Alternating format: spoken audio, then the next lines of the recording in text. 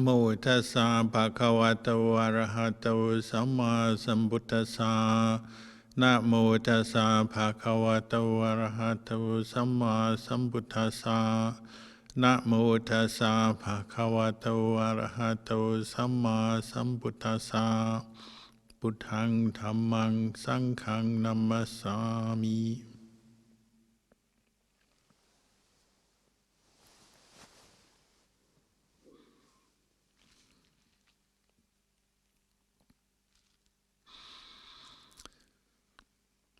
Blessings to you all.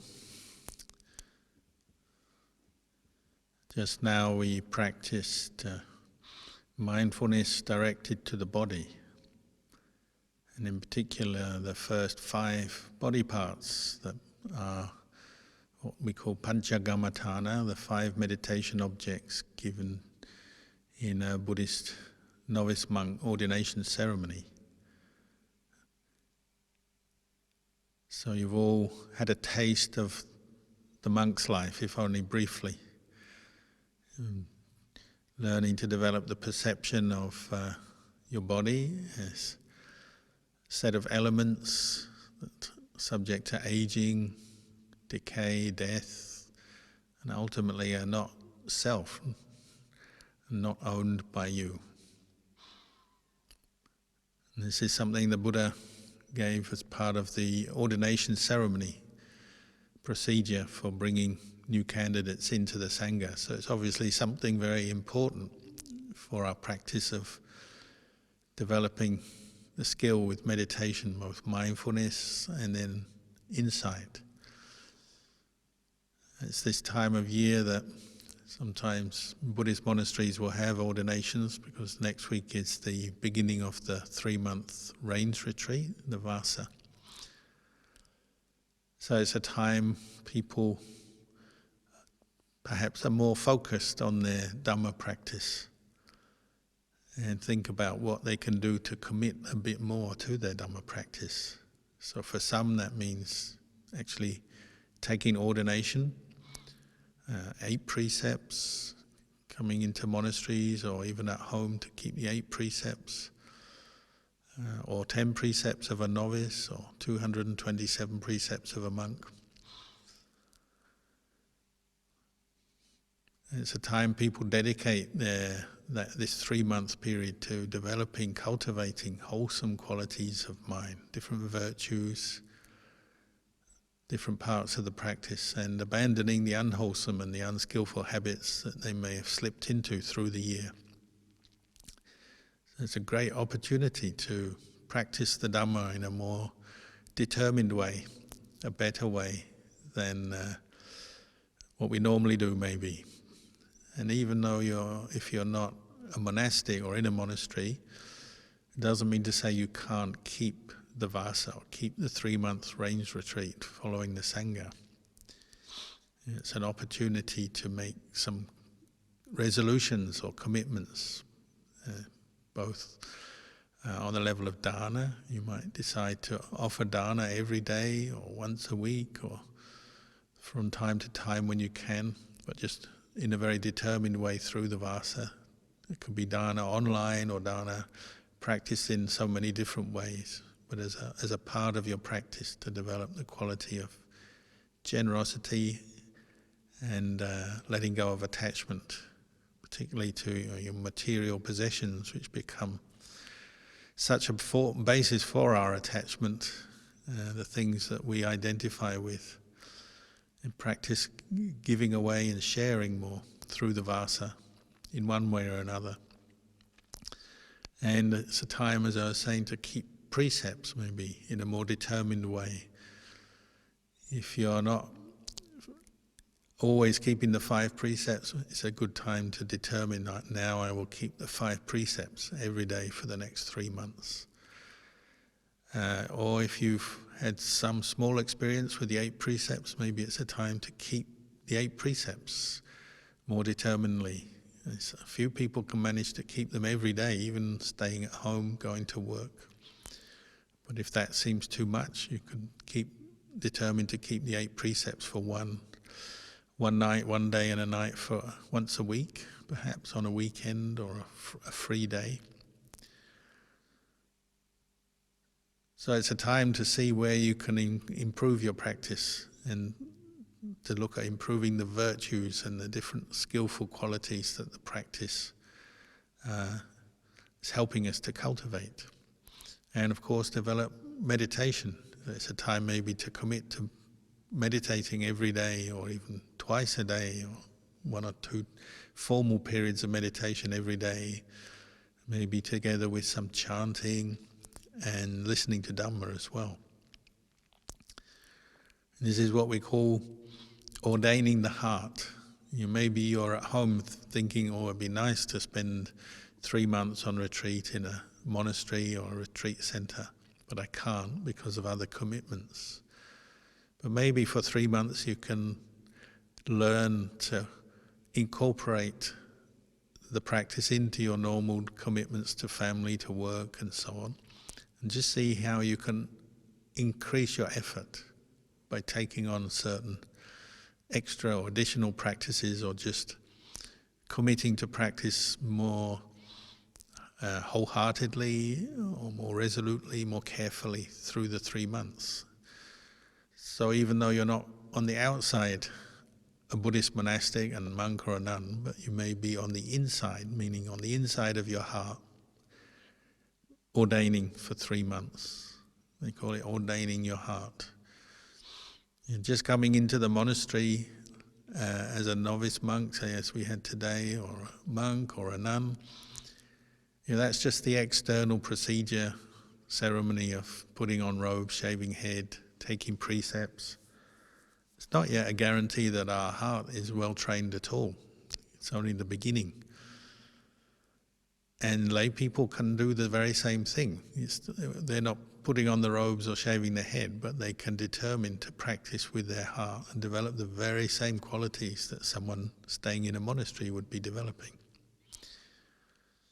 And it's quite possible, if you have the faith and the commitment, the determination, maybe at home you may even progress further than someone in a monastery. It all depends on the person and their attitude and their commitment, their faith, their effort, their energy they put into the practice.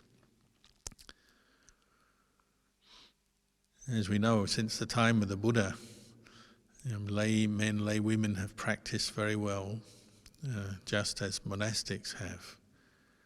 And just because you're living in the world with a job, a family, other commitments, doesn't mean to say you can't commit to practicing the Dhamma and incorporating it into part of your life.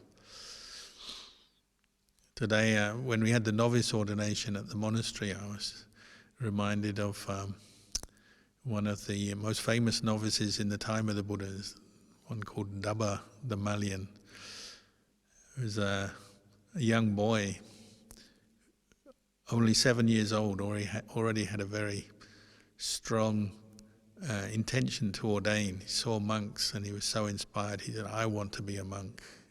But he had the right qualities to carry that through, so he became a novice monk at the age of 7 and became enlightened. And they say, practicing like our novice today in the monastery, practicing the chanting for the ordination procedure, where you run through these parts of the body, Ke Salo Manaka Danta Tacho, hair of the head, hair of the body, nails, teeth, skin. He's practicing that, his mind gathered together in samadhi at the age of 7 years old. And so when they were shaving his head as part of the novice ordination, say the first clump of hair fell from his head as his head was being shaved. Before it had hit the ground, he'd already become a Sotapanna. The second clump of hair shaved from his head before it hit the ground already become a Sakatagami, a once returner. Third clump of hair, before it hit the ground, he became an Anagami. And before the next clump of hair hit the ground, he was already an Arahant. He was contemplating the impermanence of his own hair as it was being shaved. His mind gathered in samadhi, and the insight into abandoning greed, anger and delusion came about. And monks always have a soft spot for the memory of this young novice, Dabba the Malian, because he was already an enlightened novice at the age of 7. And the Buddha really trusted him as somebody who had great integrity and wisdom. So he gave him a lot of jobs. Even though he was young, as he was growing up as a novice monk, he was enlightened. So the Buddha put him in charge of sorting out who would go on house blessings, which monk was suited to which household. And also in the monastery, he was in charge of the distribution of the dwellings. So he would always meet new monks who had arrived at the monastery and sort out which hut or which room they would be staying in, and he'd take them there. And he's famous because he had the fire casino as part of his meditation skills. And at night, when he had to lead a new monk to a kuti in the forest, a hut in the forest, it was pitch black, he would enter the fire casino and turn his finger into a flame that was like a torch or a lantern, and he could walk through the forest with this lantern showing the monks where to go. But because he was so well trusted by the Buddha and had quite a lot of responsibility as he was growing up as a novice, he drew a lot of envy from others who maybe weren't so attained and not so trusted by the Buddha. So he got a lot of feedback. So no different from us when we go to work, say in the world. He got his promotion and he got his duties and responsibilities, and then people, monks, the bad monks, the not well practiced monks, would be jealous of him or complain about him, saying, "Oh, you're only giving the best huts to those monks, not to me." So they complain about the type of dwelling they got. Or if they were being sent out to a house blessing invitation, they'd sometimes complain. And one time there was a couple of badly behaved monks who were not very smart and didn't try very hard in their practice, and they were sent out on a house blessing by Dabba the Malian, and he actually was trying to help them. They normally didn't have much support. They'd always have very poor quality food, and their robes were always tatty because nobody had much faith in them. They weren't well practiced. But he tried to help them and send them to a very wealthy householder's house on an invitation to receive alms food. So out of compassion, he tried to raise them up a bit. But unfortunately, their reputation was such that they reached the household, and the householder saw which monks had arrived, and he knew them as poorly behaved monks, so he sent out the worst food for them. When they got back to the monastery, they were very angry with Dabba the Malian for having sent them somewhere where they expected a lot of good food but ended up with very bad quality food. And they thought it was his deliberate plan, even though it was nothing to do with him. So they hatched a plan. They got a disgruntled and annoyed nun, bhikkhuni, to claim that she'd been raped by Dabba the Malian. It was a total fabrication just to seek revenge on him, thinking he had hurt their pride and tried to ruin them. But eventually the Buddha called them all together and found out the truth and realized that they were all telling lies. And they asked Dabba the Malian, "Did you rape this nun?" And he said, "No, I've never had sexual relations with anyone since I was born." He already entered the robes at 7 as a kid. He became an enlightened novice. He said, "I haven't even dreamt about it. My mind is just totally free from lust. It doesn't think about it, doesn't dream about it." And the Buddha said, "Yeah, Dabba the Malian is speaking the truth." So the others were exposed. And the Buddha made a very important rule at that point for monks not to make false accusations against another monk. So sometimes when we have an ordination, we think of inspiring teachers, whether they're a monk or even a novice, even a young novice. And similarly for lay people, when you undertake the precepts or begin meditation, sometimes we can think of inspiring lay practitioners, men or women from the time of the Buddha or in a modern era, who have practiced, and see for ourselves that there are those who have practiced and seen the Dhamma, realized the Dhamma, even as lay people.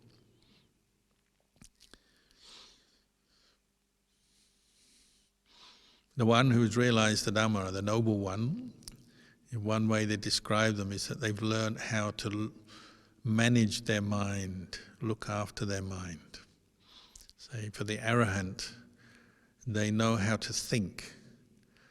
As we practice, particularly when we practice meditation, but just generally in our lives, how is our suffering manifesting for us? Well, a lot of the time it's just thought, isn't it?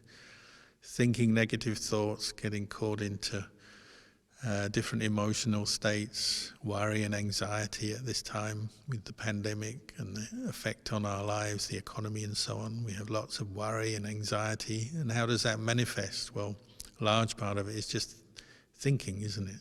Endless thinking and worrying. It can also have its physical effect on the body. But managing thoughts is a big problem, isn't it? And as soon as we start meditating, or trying to meditate, establish mindfulness, we see the problem. We have thoughts rooted in desire, seeking distraction, thinking about things we like and want, worries and anxieties, ill will, aversion, anger, doubts, and so on. Thoughts are a big problem for us, and we know it when we come to meditate. But the Arahant is one who has learned to control their mind, control their thinking, and can master their thinking. So sometimes people would come to our teacher, Ajahn Chah, who we all believe to be an enlightened person, and say, "Oh, Ajahn, I've got so many thoughts, I'm thinking too much, I can't meditate." And he'd have many different answers depending on the situation and the person, but sometimes he'd just say, "Thoughts? I have no problems with thoughts." He's just stating the truth, like Dhamma the Malyan in the time of the Buddha. An Arahant has no problems with thoughts because they know their thoughts are impermanent, unsatisfactory, they're dukkha, and they're not self, not to be clung to as self. They know that. They've learned how to see that at every moment, so that thought is no longer something that tortures them, or hurts them, or confuses them, or frustrates them. Thought just becomes a tool for doing good. So the Arahant masters their mind, and they can think, if they need to, about how to help people. It just becomes a vehicle for compassion. But if they don't need to think about anything in particular, they can just dwell in peace and equanimity. That's the blessing of an Arahant. And it has its own effect on the world around. So teachers like Ajahn Chah and many other great teachers, monks and nuns, have practiced to that level. There's a very nice feeling when you're in their presence because they have no more attachment to thought. They can still think, but there's no suffering with those thoughts.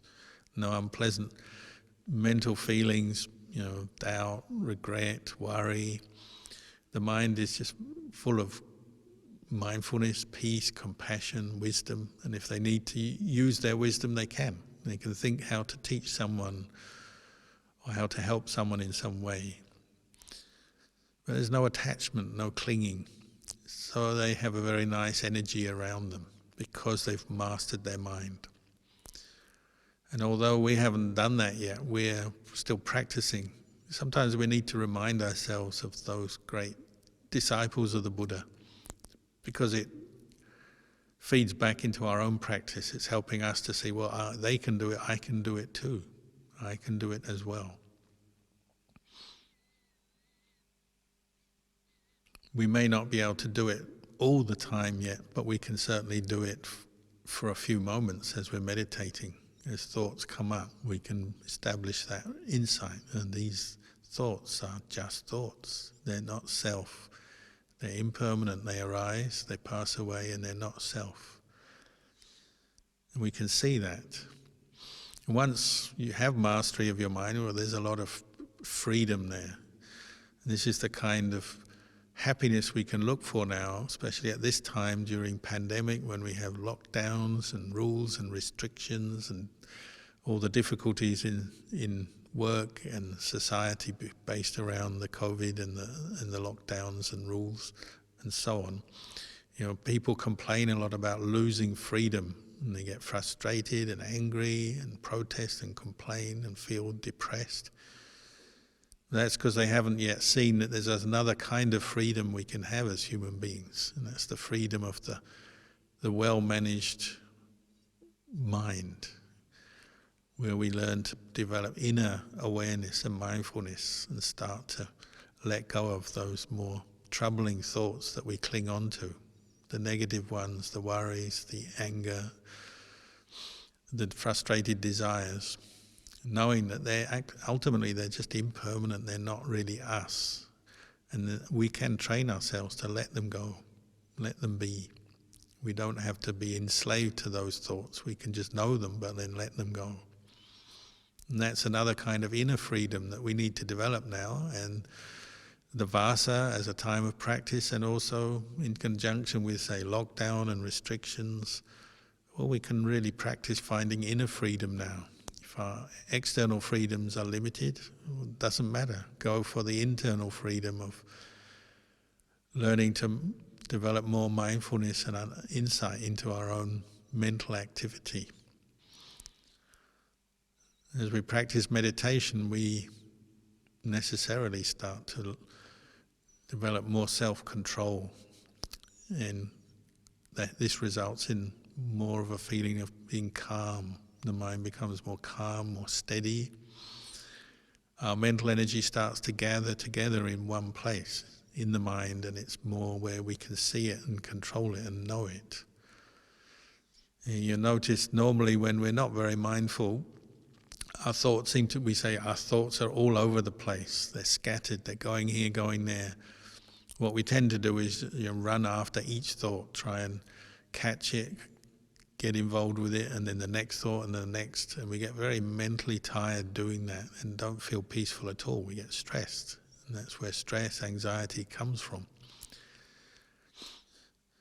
And at first you practice meditation, it feels like all those thoughts are like rabbits in a field, and someone says, oh, go and catch a rabbit, and you're just running after one after the other, and you get exhausted and end up with no rabbits. They say if you want to catch rabbits in a field, just pick one and just focus on that one rabbit and run after it, you might get it. So this is why we practice meditation techniques, to bring up mindfulness by fixing the mind on just one thing, and everything else is discounted while we're meditating on that one object. So it can be a thought, it can be a visual object. Just now we were focusing on parts of the body. There's many objects we use, but the idea is to bring the mind's attention and gather all its energy in just one place with one thought, as a way of letting go of the other thoughts and letting go of that habit of running after each thought and getting entangled and caught up and feeling more stressed by that. So as we develop more mindfulness in our practice, we feel more calm. The mind feels more steady, it unifies, and that's a very pleasant experience. Briefly or for longer periods, it's always accompanied by pleasant feeling of being relaxed and even enjoyable. So I sometimes call the practice of meditation taking a holiday on the inside. And now, say, much of the world we can't travel between countries very conveniently, very easily. So people can't go on the holiday they would like to. Well, never mind. Now is the time to take this holiday on the inside by developing your meditation practice. So for monks, we enter the range, we can't travel for more than a few days, and even then, during the 3 months range retreat, we can only travel if there's a real reason, a need to teach Dhamma or visit a sick person or something like that. Normally we don't travel. So this is a good occasion for us to learn how to go traveling on the inside, in the body and mind, and bringing up mindfulness in this state of inner peace, inner rest, just as if you go on an external holiday to lie on the beach or something. And you can do the same, even if only for brief periods, before you go to work, when you come home. Learn to find this inner freedom and the inner rest of the mind that is letting go of its thoughts and just focusing on one object more and more as a practice. So it's a way of training the mind, just like all the enlightened beings before us. And what you find is as the mind becomes more unified, more steady, more peaceful, we feel better, so the quality of our thinking does improve. The more negative thoughts we naturally are letting go or weeding out of the mind. And if you weed out or let go of the negative thoughts, well, what's left will be more positive, wholesome, skillful thoughts. And they often arise out of mindfulness practice. You notice when you put effort into developing mindfulness, it's like the nourishing quality of the mind leads on to many other skillful thoughts, whether it's insight into the nature of body and mind, seeing the three characteristics, impermanence, unsatisfactoriness, not self, but also problem solving and issues that are coming up in your life when applied to when a mindfulness is applied to them. We often are looking at things in a more detached way when we're mindful, and we get a better outcome. So let's say you become angry and you've got a lot of negative, angry thoughts coming up in your mind, but as you're establishing mindfulness, you see the suffering of that. Then you're willing maybe to forgive and let go rather than hold on.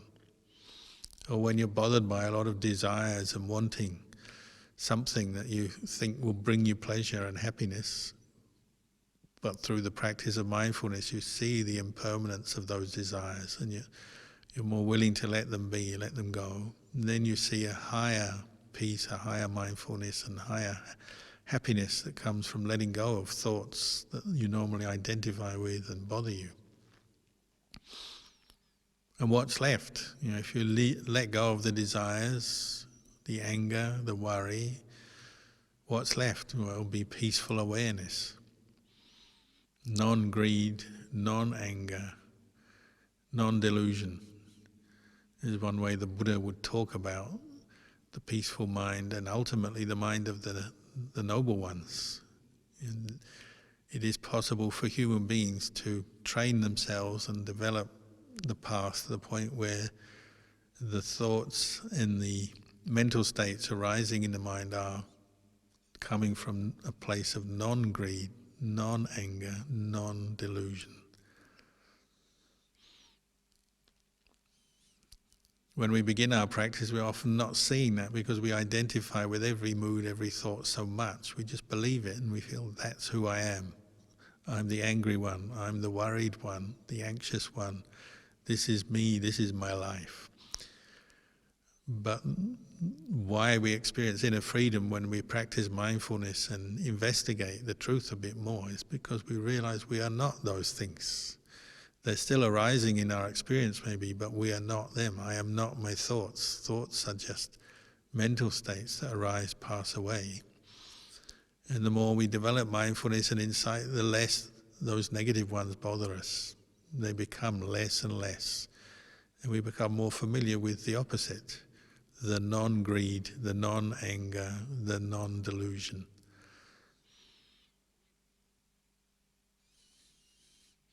It's interesting when you do have the good fortune to meet well-practiced people who have practiced the Buddhist path. They have that sense of inner freedom in the mind, so they're not clinging on to their moods and thoughts or to views and opinions so much. There's that sense of real freedom and real peace that comes from freedom.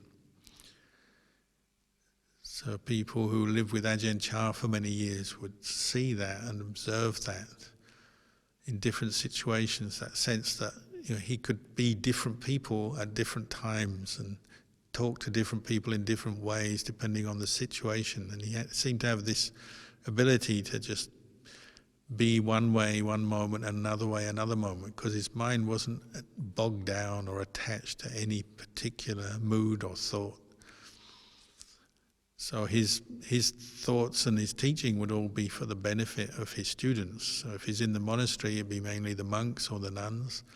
So there'd be situations where sometimes he'd seem to slip quite naturally and effortlessly between different moods in the way he taught. So a good example is, say, like one time when he came out of his hut coming to the eating hall.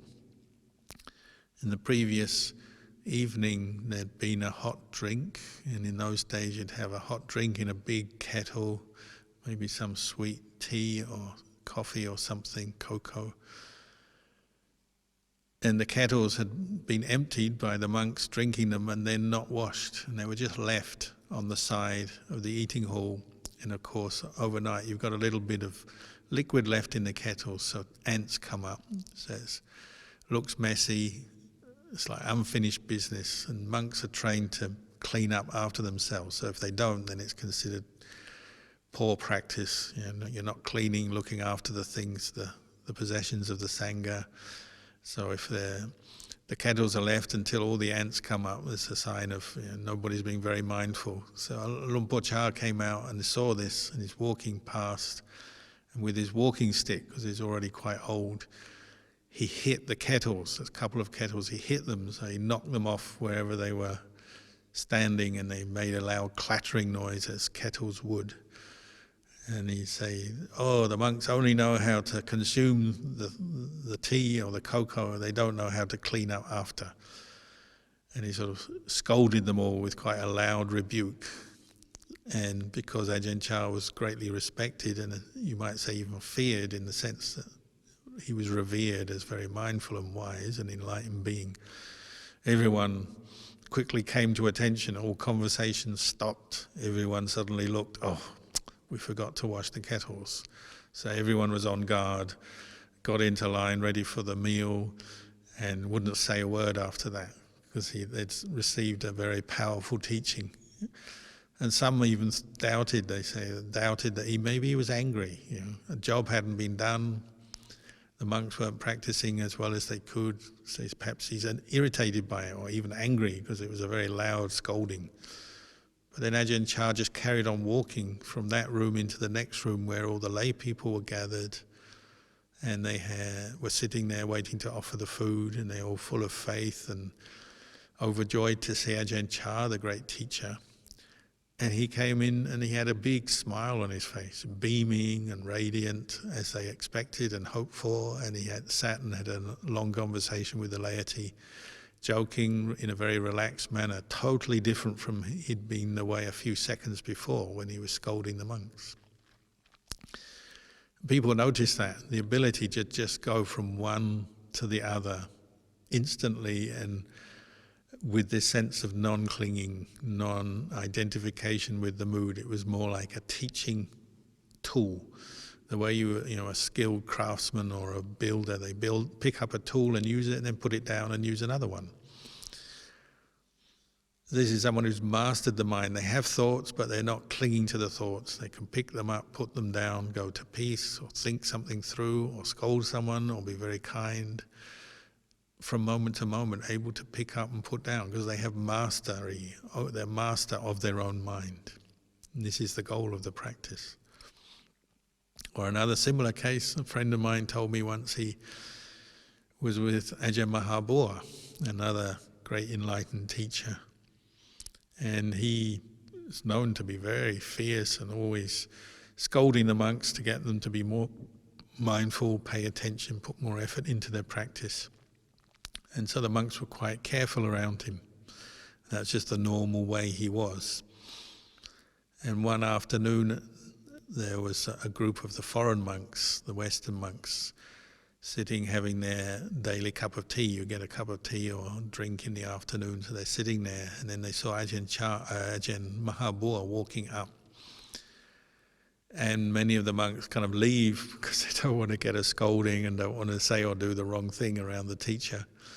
And one monk was sitting there feeling sorry for himself, and he was just thinking, every day, or all the time, Ajahn Mahabua seems so fierce. When will he ever show us some real metta? Monks, enlightened monks are supposed to have metta and compassion, not just always telling people off and being very fierce and scolding them. And Ajahn Mahabua just walked straight up to this monk, sat down very peacefully and didn't scold him or say anything. And as far as he could tell, he just started emanating this very powerful feeling of warmth, metta, this very loving energy just radiating from him, very tangible. And the monk said he got goosebumps, and just his whole heart was melted, like from being hard wax. When you put heat on hard wax, it melts. He said his mind, from being very kind of stubborn and very kind of anti, oh, here comes the teacher, I bet I'm going to get a scolding, why is he so fierce? It just melted. All his suffering and stress just melted away in a few moments, receiving metta from the teaching, and he just kind of melted away and crumbled down. And he realized, oh, Ajahn Mahabua is reading my mind. He knows what I was thinking, and he was doing exactly what I wanted, just to prove it's true. The Arahant has 100% metta, no anger and no ill will at all. And if he is teaching or even scolding people, it's just to try and arouse energy and make them more mindful. So whether it's the Buddha or an enlightened teacher, they have mastery over their mind, and this is what we're learning, that self-control, the ability to pay attention to our own mind, see thoughts as not self, and let them go, not to be enslaved by them, to have the freedom to choose whether to pick up the thought and develop it, if it's a skillful one, or to abandon it. If it's an unskillful one that's leading to suffering, we'll let it go.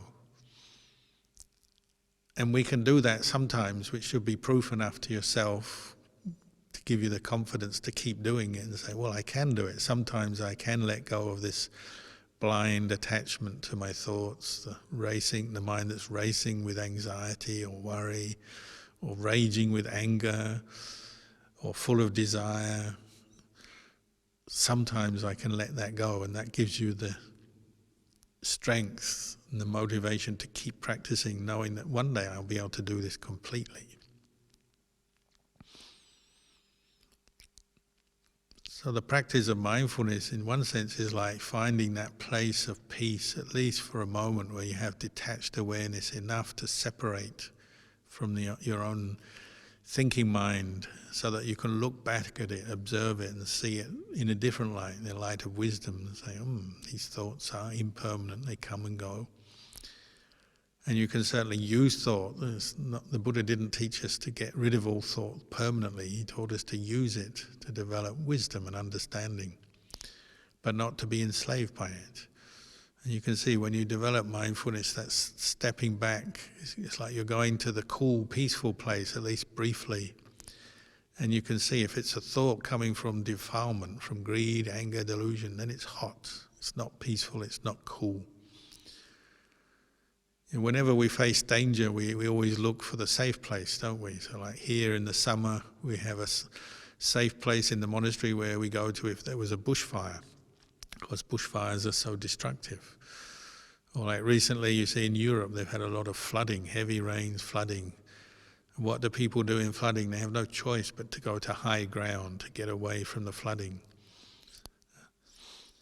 Whatever the danger is, the threat, the risk, the problem, we tend to seek somewhere that's safe, out of danger. But when you're turning your attention inwards, the place out of danger is the place of mindfulness, awareness, where your wisdom faculty can consider things, understand things better from a place of detachment, calm. And that's how they measure a practitioner. How well can they go to their safe place? How quickly can they establish mindfulness? Because as we know, sometimes events are unpredictable, situations we get in are unpredictable, and from one moment to the next, we can go from calm to rage, or calm to fear and worry, or calm to a mood of boredom, or being frustrated and fed up very quickly. But the practitioner's aim is to reduce that ability for the conditions of the world, the situations of the world, to overwhelm them and completely overwhelm them like a flood or a bushfire. But the ability to go to the place of mindfulness and keep the mind there as long as is needed, as well as is needed, because that's the place of calm. They have a phrase in Thai, they say, when you lose your mindfulness, it's like your mind or your mindfulness is broken, it breaks apart. They say, sati dak. It's just like, it could be a monk, could be a lay practitioner. When something overwhelms you and causes you panic or rage, and your mind is just completely unable to think straight, it's completely prey to its own emotions at that moment. It's like your mindfulness is completely broken apart. Like if you break a porcelain cup or something, it shatters into many pieces. Your mind becomes shattered for a while, traumatized sometimes, overwhelmed by its own emotions. And that's the way you can look at your practice, say over this next 3 months of the Vasa, you see how well can you maintain your mindfulness in these different situations, or if you lose your mindfulness, how quickly can you re-establish it, re-establish that place of calm. And we all have different experiences we have to go through, which we can't control always. You can't control what other people say to you and what other people do around you and what the world does around you and the economy, the weather, all the different things we face every day. Our work, our family, our health. But what we can control is our mind as it has to meet with these different experiences. Can you keep things together? And that's our aim, is to keep it together.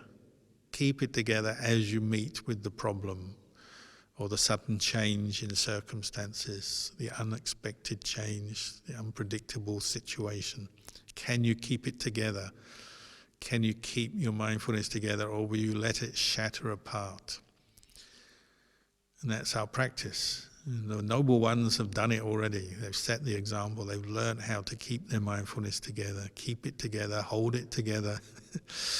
And they don't give in to greed, anger, and delusion. So they're free. They're free in COVID, before COVID, after COVID, above COVID, below COVID, it doesn't matter. There's lockdown, there's pandemic, doesn't matter. They have their freedom.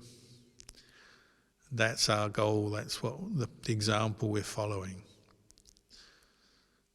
So I encourage you all to use the Vasa as a time to increase your efforts in your own practice. Make some plans, make a schedule, make some plans to practice dana, keep the precepts, meditate, chant, listen to the Dhamma, and try to stick to it. Make a plan that you can keep to, not too ambitious, not too difficult, but something that just improves your effort, makes you try harder in the practice, because we can.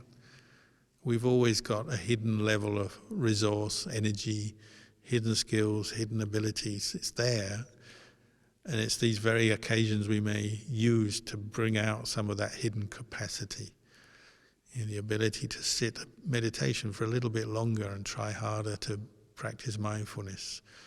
Learn some new chants and chant those chants regularly.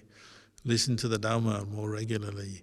Practice dana regularly. This is the time to do that, to improve that ability to control the mind and use the mind for doing good. For yourself, for your family, and for all people, all beings everywhere. Even those who have passed away, the more we practice, the more people in other realms, if they can know, the more they'll benefit. Someone was talking to me today and saying, even though when they meditate, they can tell how well their meditation is going, because when they become more peaceful, then they may have a dream of one of their relatives coming, asking for merit. Tends to go in that direction. If you put more effort into your practice, you're even helping people who have passed away. You have more merit to share, better state of mind to share with others, both the living and those who have passed away. So maybe for tonight I'll just say this much for the talk, and we can have some time for Q&A after.